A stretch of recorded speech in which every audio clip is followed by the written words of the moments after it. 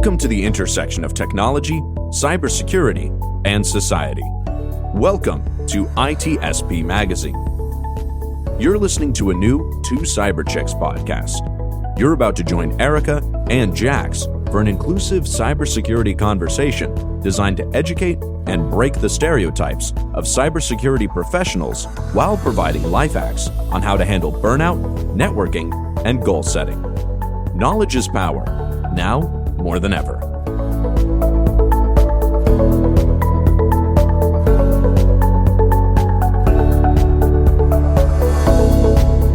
Hey everybody, welcome back to Cyber Chicks. This is episode 2. Really excited because we are going to be sitting down with two amazing guests. And actually, Erika, I don't even know why we're doing this show because they could literally run it for us. You could just ask them their own questions. I know. If you guys can't tell who we already have on the show just by our bantering back and forth, we have the founders of ITSPmagazine on the show today. Super excited. Sean, Marco, how are you guys? Woo! Two cyber dudes. Two cyber dudes, whatever that means. We're very excited. One and a half cyber dudes.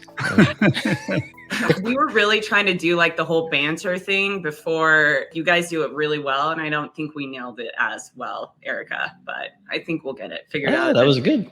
No, I love it. I loved it. And it's something that it comes natural, if you want to hear my opinion. You can't plan those things. No, it's like, this is going to be my signature, the way we enter, the way we get off. And it's like, if it's artificial, it's not going to work. It has to come. And you guys have been working together for a long time, I'm sure. Yes. You'll figure that out. We're here learning from two old pros, Sean and Marco. So, I mean, definitely to kick off a conversation, I am just curious. First off, how did you guys meet? Because from an outside looking in, it looks like you guys have known each other for ages. Well, Sean, I'm your 10 years old version. now. My version. Is this like the boyfriend, girlfriend, how did you meet story? It's the same answers. Oh boy, where do we go, Marco? I mean, so the beach, Southern California. I moved to the beach, and we had a mutual friend, I guess. I'm trying to figure out how to tell the story. We had a mutual friend. We consistently met at a coffee shop in Hermosa Beach. And you were working there. I started doing some things there. I was actually on sabbatical and took a job with a French company doing some consulting. And I think I brought you into that. We were like, what the hell is the security industry doing with Mark just showing a software box as their pitch for their cool new product. And we became friends immediately, but then we were able to do some cool work together. Well before the magazine came to mind, we actually did a number of ventures together before this one. So quite a journey. So let's see if you have the same thing to report. I do. I agree with that. It was a common friend that used to work with Sean. We don't need to do a brand name. And we were friends working out of a coffee shop. That was my office at the time. And Sean just walked in and I didn't really even think much about cybersecurity at the time. I was very insecure online. Just like everybody else. I come from branding, marketing. That's my background, and sociology of communication. But at the time, I remember it was one of the first projects that we did together was, how do you market cybersecurity? And it was still the time, I think, of boxes. If you don't have the picture of the rack, the server to show, and the box, here is Windows 3.1, go buy the box. What do you do?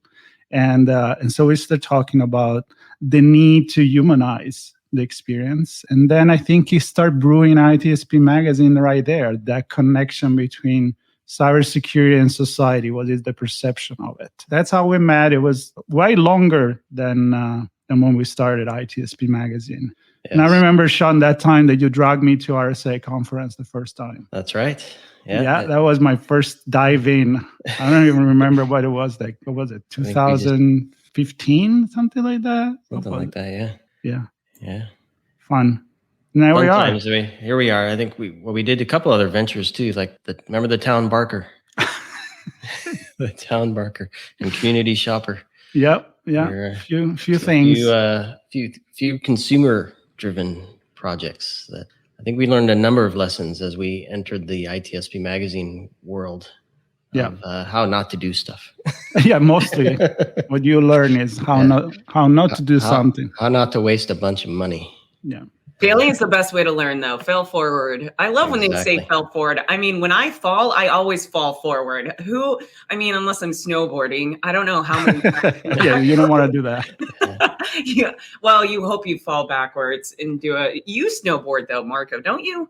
No, actually I ski. I did try snowboard a couple of times. But that was another adventure that Sean and I have shared, skiing together. Was it the mutual friend that ran you over?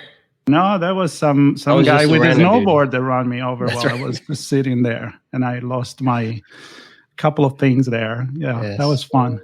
But it was with the communal friend. Including a few muscles. So how long have you guys known each other year-wise? That's a good question. That's where we're going to fail miserably. But I would say 2014. Okay. I'm going to say a little earlier than that. But could have been. It's about right. It's about right. Yeah. Somewhere around there. So for Sean, they were a fish in 2014. Marco says that they've been together for a lot longer. I don't know.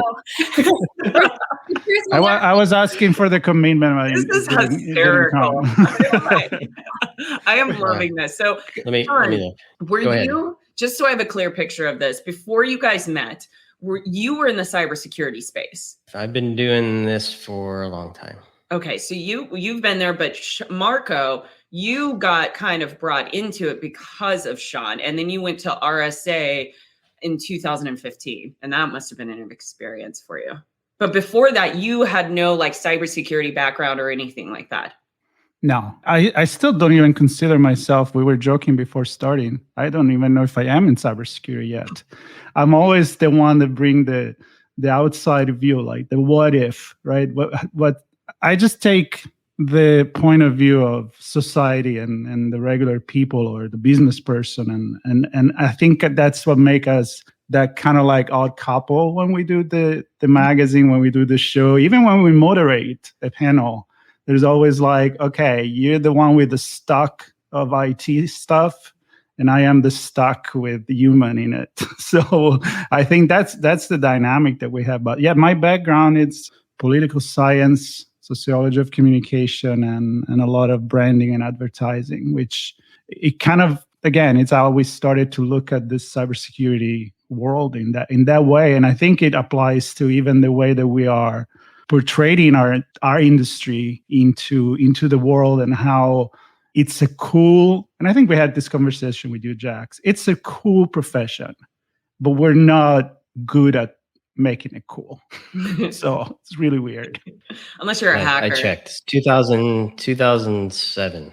That's when we met. That is a much longer time. Yeah. I told you. Oh, that's when you guys met? 2007? Wow. Yeah. For any of our listeners who are really wanting to get to the bottom of it, it's 2007. Yes. That is how long Marco and Sean go back. So let's kind of fast forward the timetable a little bit. We go to RSA. You guys are already, working together, bringing the best out of one another, balancing each other out perfectly. Where did the vision of ITSPmagazine come from? Let's talk about when it was in baby stages. It may have been there at RSA conference. I mean, the bottom line is it's exactly what we started working on, doing some marketing, some website development, and some campaign for company in the cybersecurity space where Sean was consulting for. And I was like, I have no idea how to represent this. I remember one of the first thing was to bring the pictures of labs, laboratories where you're developing something. Try to picture, even people in a really scientist trying to fight the evil attacker and that kind of stuff. And I was like, this is tough. It's not human enough. And so with that back and forth between what the company wanted, the fear to portray themselves in a different way, I was trying to come in with look, it's kind of like the pharmaceutical industry. You're not showing the bottle of the pill. If you're doing, antidepressant or things that make you feel better, you're showing an insurance company that, they're not going to show you the insurance card. They're going to show you people happy. with no worries, where the product deliver what it needs to deliver, which is ultimately peace of mind. And at the time, you could say, oh, this is, if you use my product, it's unhackable. Now you don't want to say that anymore. But that's how the idea came in. I'm like, if we cannot figure out a way to present it, how are the CEOs of companies that need to use this product or this service are going to understand this? The jargon, right, Sean? I remember, that's one of the things when we went there at RSA, of like, everything is an acronym. And I'm like, what the hell that mean? I was constantly asking Sean, what is that? What's that? What's that?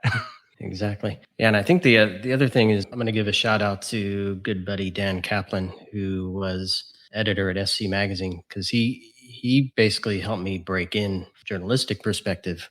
So I used to write for them, then I ended up writing for Dark Reading and a bunch of other publications. What I found was the news part of that was boring. And I found that I really wanted to look at it from an analyst perspective, kind of like the Gartners and Forrester type of perspective. What are the trends?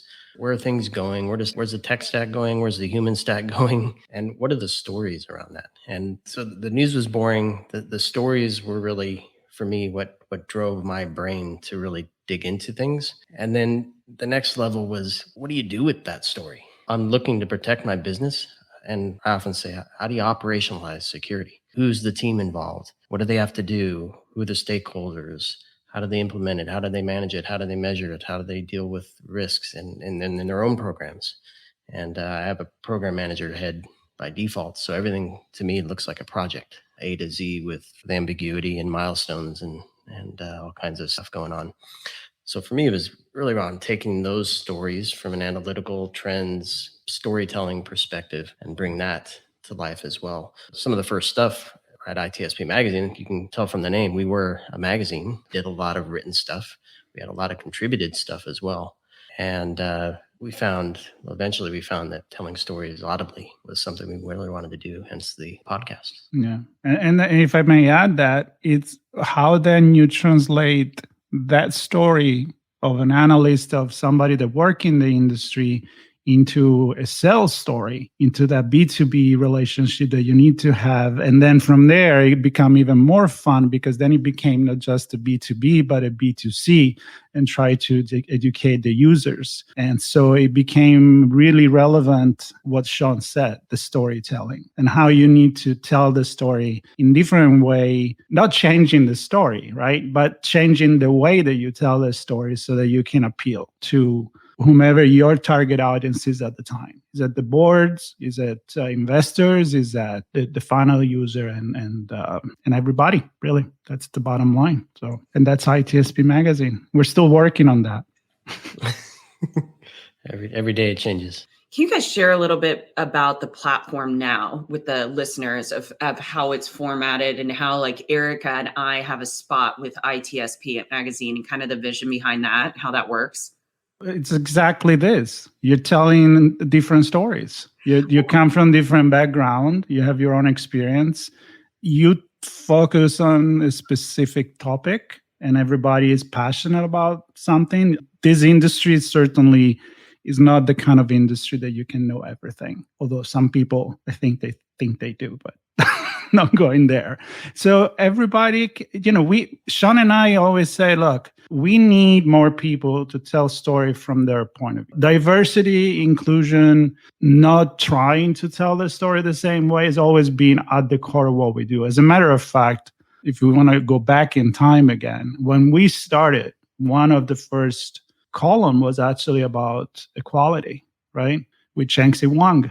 She was on board with us at the beginning with this, and from there we kind of understood it wasn't just diversity in terms of equal opportunity for women and different genders, but was like neurodiversity and diversity of background coming in the industry. I mean, I think, Sean, if we can say something, is even in these 6 years that we had ITSPmagazine, I may be wrong on the number again, it's the fact that it has changed. I mean, the people that come in the industry now with this conversation that you guys do, and people like Chloe does, and Philip with the Hacker Factory, and I don't want to forget other people, but everybody is bringing something to the table. They're all different stories. So that's why we need you. It can't just be Sean and I. We will get boring really quick. Yeah, and I think that the core thing, and people visiting the site will see this, we really want to focus on the intersection of technology, cybersecurity, and society. So any connection of those two or three of those things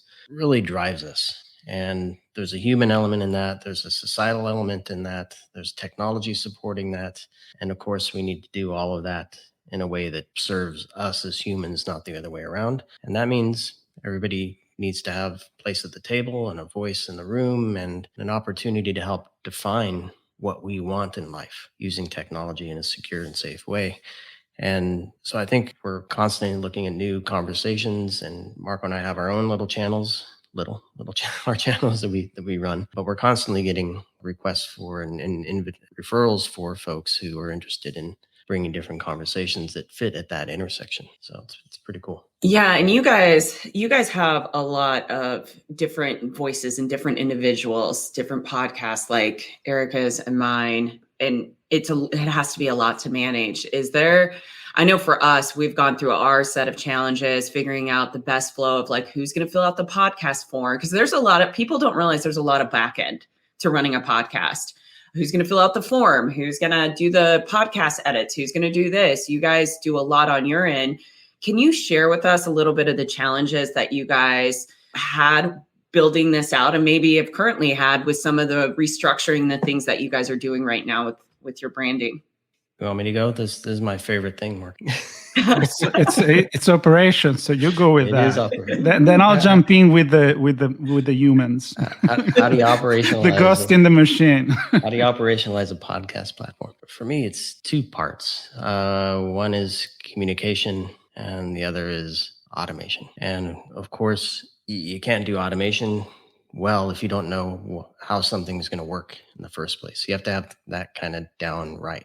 And actually, I've been doing some podcasts with one of our sponsors on this very topic. Because again, I think like a program manager, how do you get from A to Z? So automation has been key in terms of, you mentioned forms. Well, who gets on the show? Who qualifies? What's the conversation going to be like? How do you schedule it? How do you prepare documents so Marco and I, we don't prepare much, but we need to know what we're going to talk about when we head into the conversation. How and where do you store the recording? Who has access to it to produce it? How does it get posted to platform for publication? Who manages the distribution of all that? How do we notify the guests? How do we help them share the conversation? So like in our notifications, we include a link to the podcast and the embed code so they can put it on their site, things like that. Because it's all about getting this story out. So that leads into some of the conversation post-production. But even before the production, we have to, for ourselves, Marco and I have to, again, what's the schedule look like? What's upcoming? What's recorded? What's booked? What's ready to produce? So we have to communicate with each other and our team about that. And then with our hosts like yourself, we need to know the same, right? So what's coming? What day is it going to be produced? Where does it fit in? Which newsletter does it go into? All that stuff. We try to connect those dots with tools and automation whenever we can to help keep the communication flowing, keep the status clear for everybody, and hopefully eliminate as many hiccups as possible. There's always something, of course, but for me, that's the fun part. And then Marco has the it's just like cybersecurity. You want to automate everything, and then you realize their humans are in the picture. Exactly. So all of a sudden it's like, damn it. Yeah. Oh, we need to reschedule. Crap. Well, not only that, but it's like, okay, everything is automated, but is the story exciting? It's the human that is actually creating the content. The guests are the right guest. Is it the style of the communication, right? And so that's where I really come in. I think my background in, creative direction, I love that. I'm passionate about radio, old school radio, everything about that for me. As a kid, when the video killed the radio star, I was really sad to hear that song. And then I was very happy to know that the radio didn't die. I'm like, yes, take that. right?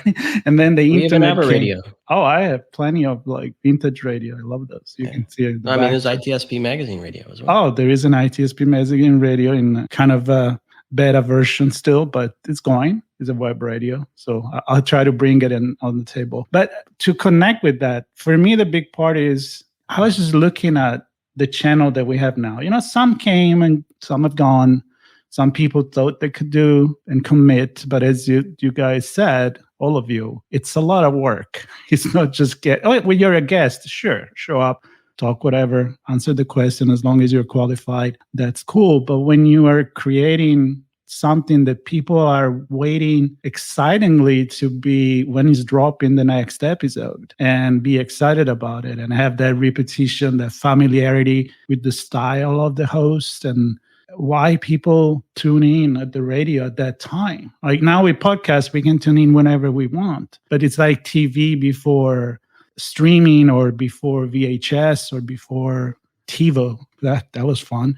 And we took the time. We knew that at that time, there is that host, there is that show, there is that episode. I think that it's important for everyone to carve that own persona, and you cannot have everybody liking you. That'd be weird. Somebody are not going to, but that's cool. And that's why different voices differentiate. But while I was looking at the podcast that we have now, I think the message is clear, is nobody goes with a script. Nobody has this Q&A style. It's all conversational. And we do like to call it a conversation because it's spontaneous. And I am so, I feel like we're lucky because we found people like you guys that do this very well. And it's part of our brand. I couldn't accept somebody that has a different style. And most of all, that is creating bad vibes. I was going to use a bad word, but I'm just going to say bad vibes. I don't care how many million. ITSP Magazine, Marco. I'm sorry. If it slides in, that's fine. I'm okay with that. But we're trying to get like kids friendly, the education part. I mean, Ellen, which we will have an episode with her, Ellen Xu with Delta X. She just won a very important award from the Schmidt Foundation to keep doing what she's doing, pretty much bringing positive into the world. And she's 16 years old and she's one of the best together with all of you. And I want kids to listen to this. I want them to get in STEM. I want them to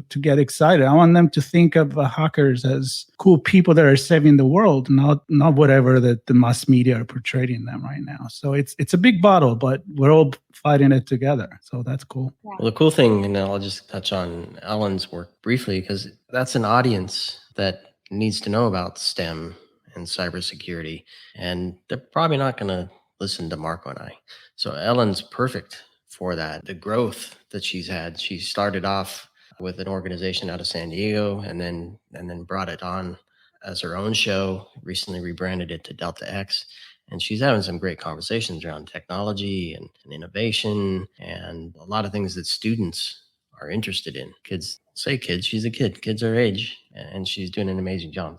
It's incredible. That is so awesome. And obviously, Jax and I are huge fans of ITSP. I mean, we can't say it enough, but I think that that's a unique flavor that you guys brought to the industry, was bringing a platform that is not selling one voice. It is not selling one vision, one direction, one perspective. And I think that there's a lot to say with, people like Ellen who are servicing the younger generations, Jax and I who are trying to empower others through leadership skills, through soft skills, through, any kind of life hacks that we can come up with and not just focusing on the technicals. I think ITSP Magazine has such a good variety of those experiences that, you may tune into a show and be like, man, I love this show. I want to check it out every time it drops an episode. And it may lead you to exploring other shows. So I think it's a great platform all around. And I'm super, super curious, without giving too much away, is there anything coming out in 2022 as far as ITSP Magazine goes, from either branding perspective, newness, any kind of insight you can give us, even if it's just a little nugget, hint? We'll take anything. Would love to give insight perspective into anything new coming. I am, and I know Sean is too, very excited about something that is already on the site. So it's not like a secret coming up, but it's something that maybe we're just hinting on what it's going to be, and it's called The Other Society. And The Other Society is a series of panels and live panels. And you may not know that, but you will be involved in it, as the other hosts are going to be. So we're going to host those on topics that goes to everything that touch technology, society, and cybersecurity. So try to think about something in life nowadays that doesn't touch technology.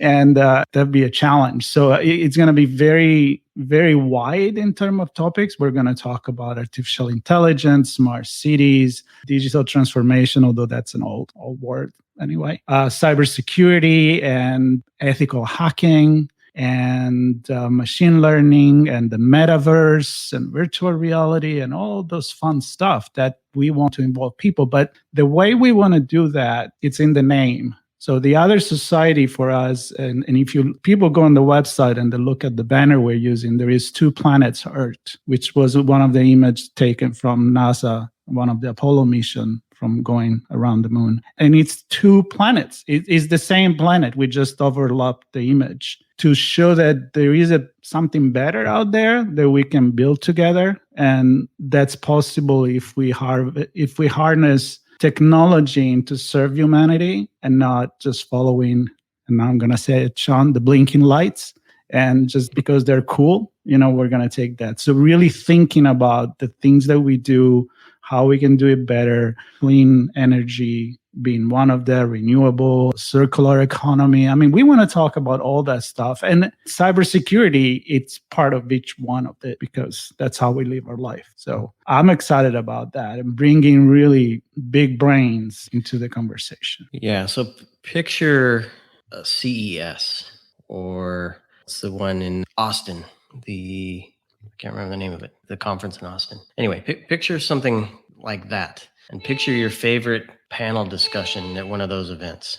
And that's what we're going to try to create in these live panels. So top-end names, top-end conversations, really getting into what are we trying to accomplish as a society, and how can we leverage technology to do that without screwing ourselves over, and how can we do that safely? So keeping in mind privacy and security, and ultimately health and safety as well. And I mean, I'm really excited for these because they'll be live.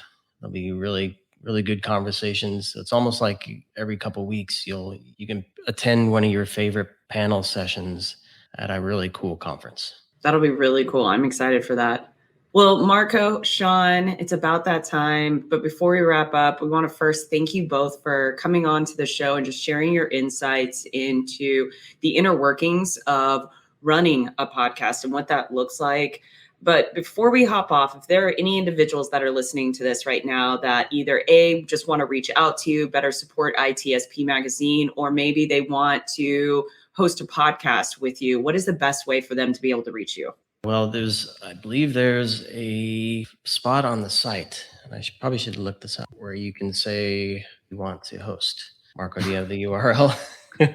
We're so prepared for that. We'll put it in the notes. But yeah, there is episode show notes. There is a couple of forms. One is to become a creator. If you go to the radio or the podcast link, it's a radio page. Yes. Yeah, there is a link to that, and I think the message there is what I said before, which is everybody has a story or a way to tell a story, or is passionate about something. And we would like to open these to other conversation. Right now, we're really strong on the cybersecurity part of it, and that's great. That's how we started, and where we have, luckily, people like you. And I don't want to make a list because then I'll forget someone, but we have people very, very respected. And it's going to change by the time this drops as well. So yeah, probably. But we want people that are passionate about whatever it is with technology, society, and cybersecurity, and the intersection of at least one of the two. So if somebody's passionate about the climate change and the way that technology can serve that, we want to hear those conversations. And the most important thing, to bring passion and in a different way to tell the story. And we will help as much as we can. I mean, we're still learning. We are far from being a big publication, so every support that we can get in terms of sharing, if people like what we do, please do that. Everybody's going to benefit, all the hosts, and I think we're trying to educate, so why not? Everybody's going to learn something. So, and share the idea with us. There are different models. I mean, so we have single hosts, we have dual hosts, we had trio hosts. I know there's some formats where somebody might take some news elements and just talk about those. The format is really up to you, whatever you're comfortable with. Comfortable sharing your own thoughts and having a monologue, or do you want to have a co-host and the two of you just rap? We have a channel like that. Or do you want to have guests and get their perspective and their story? So those all work. So again, it's whatever you're passionate about, sitting at the intersection of technology, cybersecurity, and society with an aim to educate and get people to think. I'd be happy to entertain a channel and a show for you, for sure. I love that. Thank you, Sean. Thank you, Marco. You guys have been awesome. Thank you again for coming on the show today. Have a wonderful day. Thank you both for inviting us. This has been really fun, kind of a blast from the past for me anyway. Not as far back as I should have gone initially. But and I want to thank you, Jax and Erika and John as well, for being one of the early channels on ITSP Magazine, having some amazing conversations, consistently bringing people on and getting people to think all around the leadership and helping folks really understand what their place is in this crazy world of IT and cybersecurity. So thank you very much for all that you do, and everybody tune in to Two Cyber Chicks. Subscribe. Awesome. Subscribe. Thanks, guys. And one last thing, we call it the family. We do the post on Twitter all the time, on LinkedIn. We really mean it. We don't want to work with people that are not going to be part of something constructive and educational and having fun together as we do it. So I feel very, very lucky and honored to have you two and all the other hosts on ITSP Magazine. So thank you for having us. Pleasure. We hope you enjoyed this episode of Two Cyber Chicks podcast with Erika and Jax. If you learned something new and this podcast made you think, then share ITSPmagazine.com with your friends, family, and colleagues. If you represent a company and wish to associate your brand with our conversations, sponsor one or more of our podcast channels. We hope you will come back for more stories and follow us on our journey. You can always find us at the intersection of technology, cybersecurity, and society.